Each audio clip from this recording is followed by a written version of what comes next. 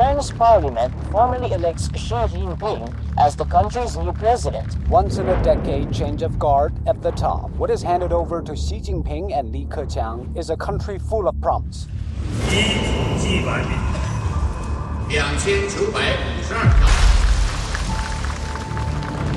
伟大、光荣、正确的中国共产党万岁！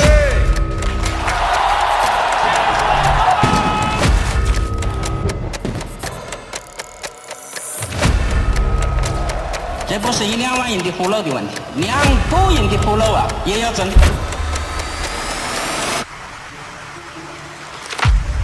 The year was 1968 and globally it was a moment of revolution. Students marched in Paris, Martin Luther King Jr. had been assassinated, and while the US was at the height of the Vietnam War, Japan and South Korea were just beginning their economic miracle. And yet, in the heart of Asia, China was drowning in its own blood. Mao Zedong Wanzui. His radical policies had devastated the country. Winter 1958 saw the start of the Great Famine. Up to 40 million died.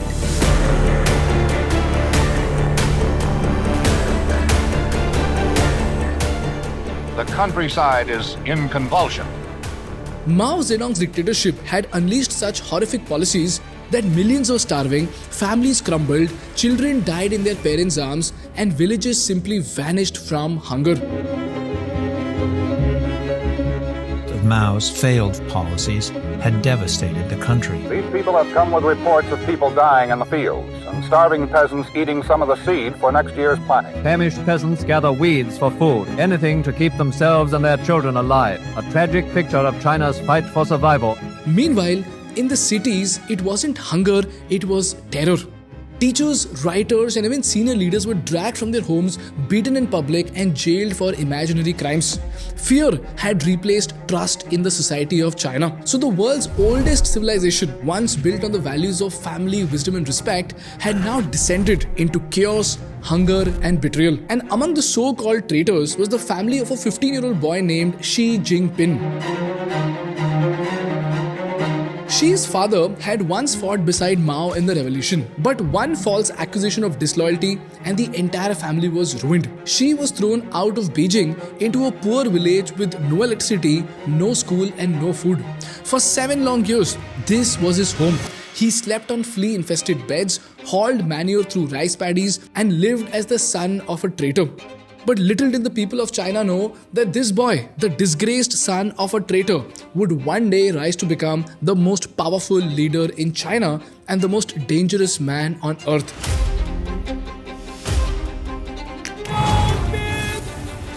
Chinese President Xi Jinping is one of the most powerful men in the world. And revered within the Communist Party, he now leads. We now have another very capable, a very courageous leader, a leader with great vision. The question is, how did a banished boy in a dying country rise to become the most powerful man in China? What were his strategies to climb the ladder of the toughest political network in the world? Watch this episode very, very carefully because this episode has some very important lessons on power, politics, and survival.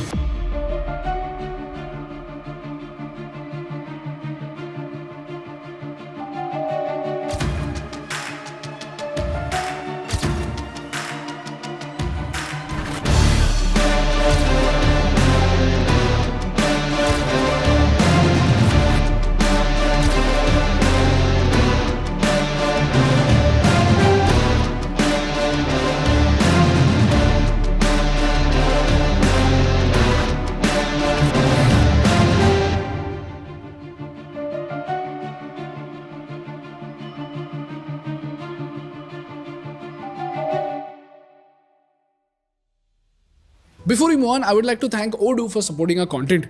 People managing projects is always difficult. Countless WhatsApp messages, follow-up emails from clients, deadlines piling up, and one missed task can lead to failure. Ask any project manager and they will tell you that coordination is an absolute chaos. But this is where Odoo's project app can help you out. Odoo is an all-in-one business management software which is trusted by over 12 million users, and its project app gives you everything you need to stay on top of your work. You can create clear project dashboards, set up custom milestones, invite team members, create and assign tasks, and track deadlines all in just one place. Whether you prefer the card-style Kanban view, a detailed Gantt chart, or a clean list, you will always have the full picture of your progress. And within each task through the chatter, you can schedule activities such as to-dos, calls, meetings, reminders, send emails to your clients, or add log notes for yourself or your team members. With Odoo, collaboration becomes effortless. You can add task tags, share files, leave notes, and even work on tasks simultaneously. And the best part is that Odoo lets you manage your entire project for free with lifetime access on your first application. So if you're ready to stop managing chaos and start leading projects with clarity, click the link in the description and try Odoo project today.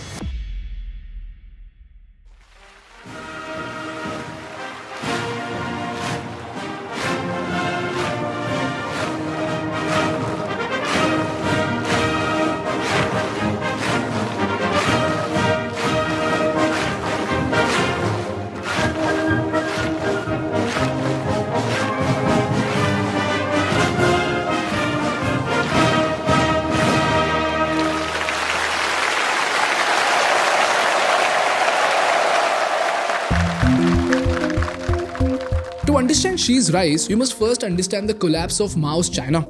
You see, Mao Zedong launched a policy called the Great Leap Forward. The Great Leap Forward set the country on the tremendous growth trajectory. Industrial output was growing double-digit every year. Promises to transform the People's Republic into an instant paradise through the sheer force of numbers. But instead of progress, it became one of the deadliest man-made disasters in history. To implement this policy, Mao banned private farming altogether and forced villages into giant communes. Overnight, farmers who had tilled their lands for generations became slaves on their own soil. And then came his obsession with steel. One fine day, Mao got up and decided the Chinese had to go from 5.9 million tons in 1958 to 150 million tons of steel production by 1967. But you know what? He gave his people no iron to work with. So you know what the families did? The families melted down their cooking pots, their farming tools, and even their children's toys just to meet Mao's unrealistic target. And the result? Useless, low-quality scrap that couldn't build anything. And now, these families had no pots to cook in and no tools to farm with. But this is where it got even worse. Mao declared war on farming itself. He declared traditional farming as backward and forced peasants to follow a fake science called lysenkoism. In this method, seeds were planted so close together that they choked each other. The plowing was so deep that it destroyed the soil structure. It looked scientific on paper, but in reality, it was suicide. Look at this. China's grain output collapsed from 200 million tons to 143 million tons in just 2 years. And you know what happened because of this? 30 million people starved to death. China experienced the worst hunger disaster in human history. In the early 20th century, famine and epidemics spread like wildfire. And while millions of women and children were starving, you know what Mao did? He practically doubled the grain exports just to maintain China's international image. A lie that China was growing while its people were dying. This is how political optics ruined millions of families all across China. And when Mao's grip weakened, he turned children into red guards to control the chaos. So students beat their teachers, sons reported their own fathers, and temples and books were burning. This was the nightmare that Xi was exiled into. But what happened next was nothing less than a masterclass in strategic patience.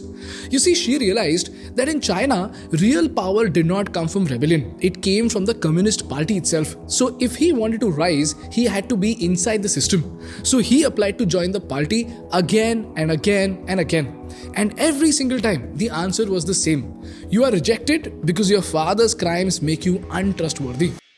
Now, most people would have given up at this point, but Xi saw something that others couldn't. He understood that rejection wasn't the end. Rejection was just information about what the system feared and what he had to change to be accepted. And with that clarity, Xi began the slow, deliberate process of reshaping his destiny. And instead of fleeing back to Beijing like other disgraced youth, Xi stayed and he hauled grain under the blazing sun. He carried manure through the rice paddies and he dug irrigation ditches until his hands bled. And while all of his peers saw manual labor as punishment, Xi saw it as intelligence gathering. You know why?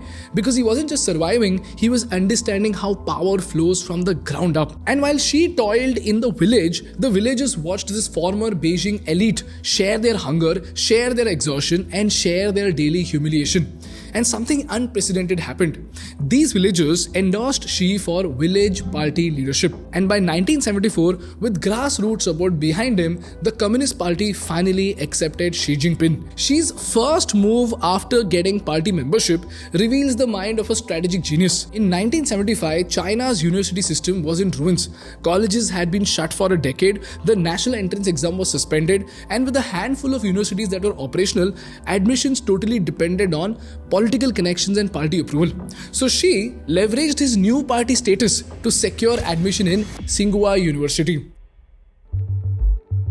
Tsinghua University was a prestigious university. It is hailed as China's equivalent of Harvard and MIT. But this wasn't about education, it was about access. You see, Tsinghua was where the children of party elites studied. So Xi wasn't just getting a degree, he was re-entering the power aristocracy his father once belonged to. Here, he rebuilt connections, became friends with future leaders, and learned that in China, your network is your lifeline. And here's where his strategy play came in. In 1976, Mao Zedong was dead and China saw the rise of a new leader named Deng Xiaoping. China was now under a new leader, Deng Xiaoping. Twice purged himself, Deng had seen the horrors of the Cultural Revolution. He set out to reverse many of Mao's policies.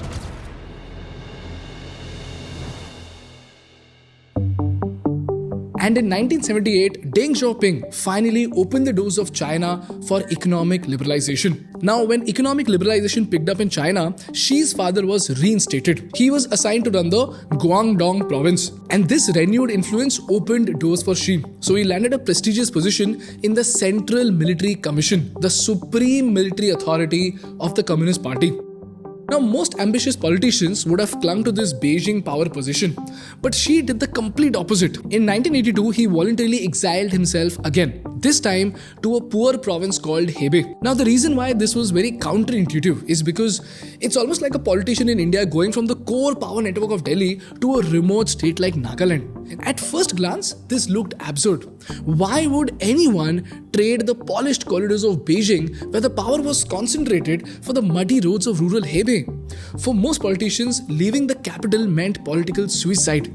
It meant being forgotten. But Xi understood something deeper about power. You see, Beijing was always full of ambitious men clawing at each other for influence. Their fate was always tied to shifting political winds. One wrong alliance, one wrong word, and a career could collapse overnight. But in Hebei, however, there was no competition, no spotlight. This is where real governance was to be done. So irrigation canals had to be fixed, food shortages had to be solved for, and peasant grievances were to be addressed. This was the dirty, unglamorous work which a politician had to do. But while Xi worked in this province, Xi got something that was far more valuable than prestige. While others in Beijing were known only for speeches and titles, Xi would be known as the man who could actually run China. By staying out of the dirty politics of the capital, Xi avoided becoming anyone's immediate threat. He was rising slowly, invisibly, and safely. So what looked like exile was in fact a masterclass in patience and governance. And this is where the third step came in. What Xi accomplished next should terrify every Western strategist. He took up one province at a time and turned them into an economic miracle for China. Xi Jinping is reshaping China, province by province. Economies are rising, industries are booming, and the countryside is transforming into engines of growth.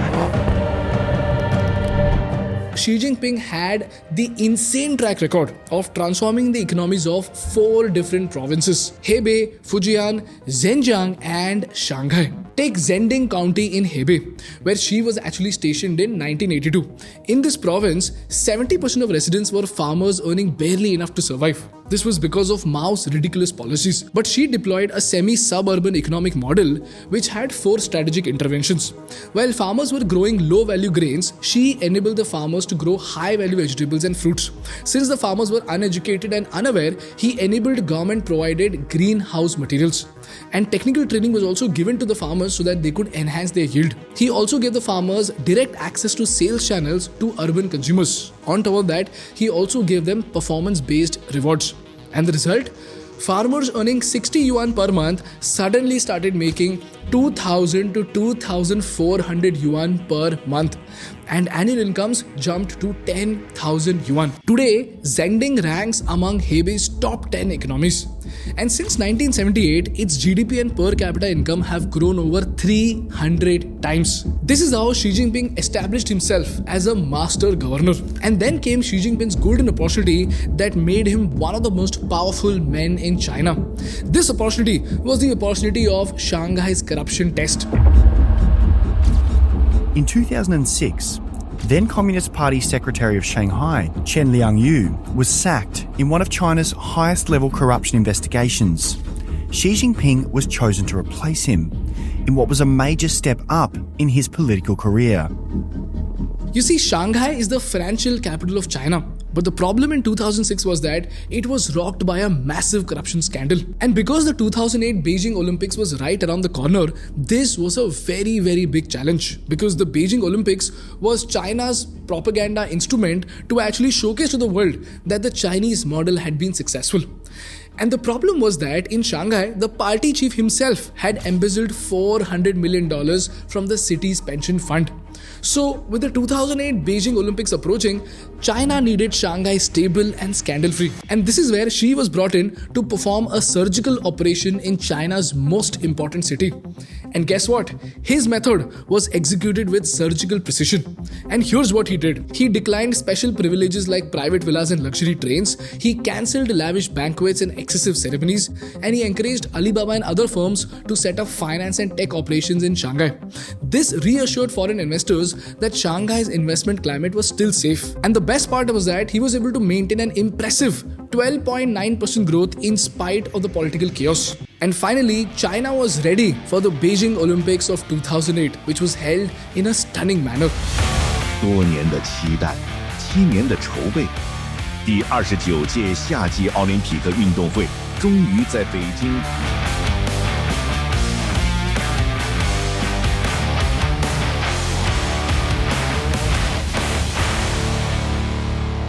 And because of this impressive track record, Xi was promoted to the Politburo Standing Committee. For those who don't know, look at this.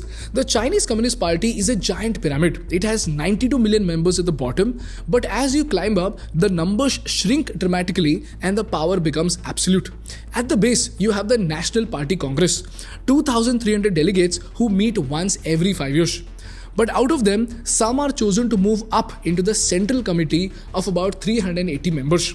From there, it gets even narrower. A select few from the Central Committee join the Politburo, which has 24 of the most powerful leaders in the country. This includes state ministers, provincial bosses, and military chiefs. But the real power sits even above that. This is called the Politburo Standing Committee. Today, it just has 7 members. This is China's true inner circle, a small group that makes decisions for 1.4 billion people. And at the very top is the General Secretary of the Communist Party. This is the position that Xi Jinping currently holds. And that title makes him not just the president of China, but the unquestioned leader of his entire pyramid. So the question is, how did he get here?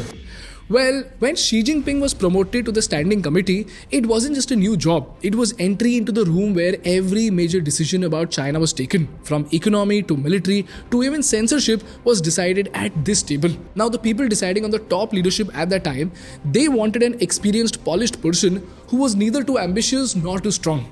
And Xi Jinping, because of his history of humility and service to the villagers, he was seen as a less ambitious, controllable leader. He had over 2 decades of experience and a clean image with no corruption record at all. So when the General Secretary stepped down in 2012, after his 2 terms were over, Xi Jinping emerged at the top spot to practically become the supreme leader of China. And this is where the entire power table of China was shocked. You know why? Because when Xi Jinping became the General Secretary in 2012, everyone thought they could control him like a puppet. But as it turns out, it was a catastrophic misjudgment. You know why?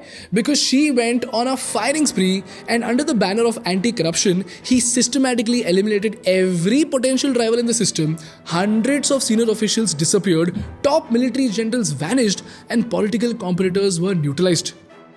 And by his second term, Xi had restructured the Politburo in such a way that 60% members had direct ties to him. Then, in 2018, Xi did something that shocked the world altogether. President Xi Jinping's name and political ideology are now written into the party's constitution. President Xi looks set to pull off yet another power grab. He'll be reconfirmed as president for a historic 3rd term, a move to continue serving as president. Xi Jinping rewrote China's constitution and enshrined something called Xi Jinping thought as permanent law. What does this mean? It means that his ideas can never be questioned. Secondly, he eliminated presidential term limits altogether. So before Xi, Chinese leaders served a maximum of 2 terms and then they had to step down. But Xi changed the rules so that he could be president forever. And you know what, guys? When these changes were actually up for vote in China's parliament, guess how many people opposed them? 0. Yes, not a single voice of dissent in a room of 3,000 delegates. Why? Because everyone knew what happened to the people who disagreed with Xi. But here's the terrifying part. His dictatorship actually worked. While America's GDP grew by 60%, India grew by 83%, but China grew by 111%. Similarly, China's per capita income nearly doubled, and today China controls 30% of global manufacturing, the entire solar panel supply chain, most semiconductor raw materials, and even electric vehicle battery industry. On top of that, with economic power, China has also become an aggressive military power. They built artificial islands in the South China Sea, they've openly threatened Taiwan with invasion, and they even have crushed Hong Kong's democracy. And you know, Xi Jinping's track record proves something that most people will never admit. Xi Jinping proved that dictatorship can deliver economic results faster than democracy. But the million-dollar question over here is, can a system built on fear and control keep delivering prosperity forever? Can you suppress 1.4 billion people indefinitely while maintaining economic growth? This is a very, very important question, because the answer to this question will determine who rules the 21st century, democracies or dictators. And Xi Jinping, the boy who learned that power comes from patience and not promises, now controls the answer. And the most dangerous part is that he didn't learn these lessons from books or business schools. He learned them by watching his own country destroy itself. And that's what makes him so calculated, so patient, and so terrifyingly effective. This is the story of Xi Jinping, his rise to power, and the strategies that make him the most dangerous man on earth. That's all from my side for today, guys. If you learned something valuable, please make sure to hit the like button in order to make YouTube Baba happy. And for more such insightful business and political case studies, please subscribe to our channel. Thank you so much for watching. I will see you in the next one. Bye-bye.